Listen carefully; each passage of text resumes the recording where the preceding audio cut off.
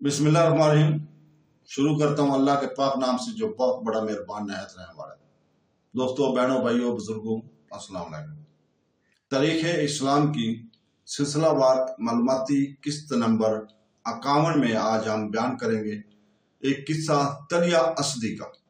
तो दोस्तों, तलिया एक कहान था, फिर इस्लाम में दाखिल हुआ। आखिर जमाना हयात नबवी में मरदूद होकर खुद मदी नबूवत बन बैठा।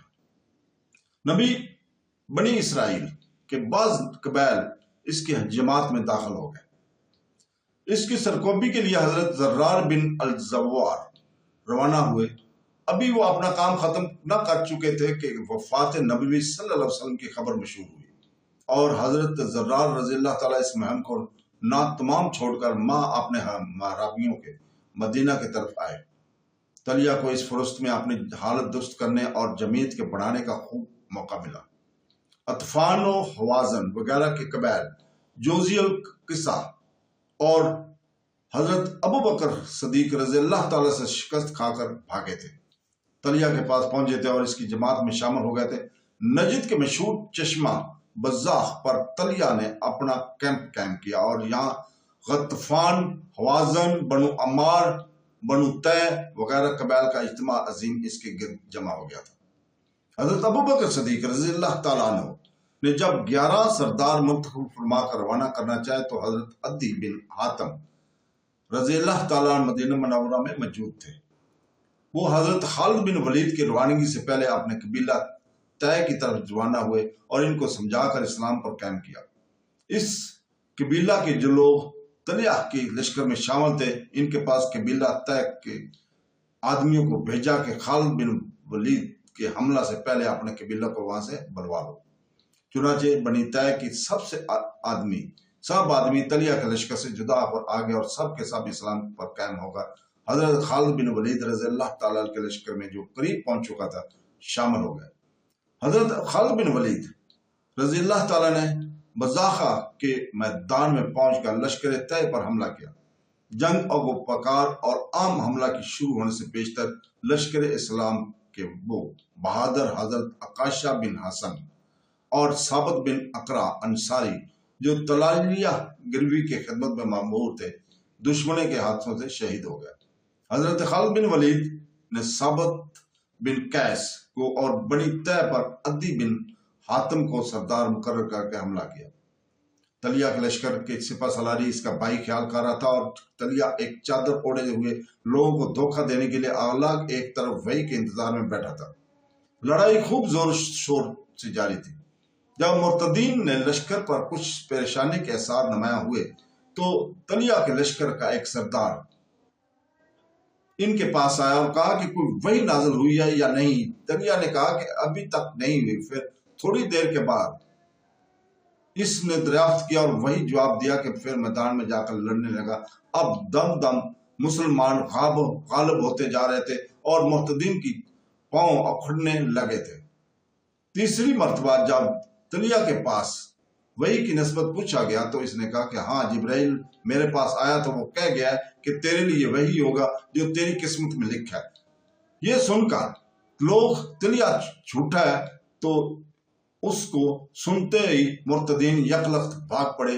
बहुत से मकतूल, बहुत से मनफरूर और बहुत से गिरफ्तार हुए।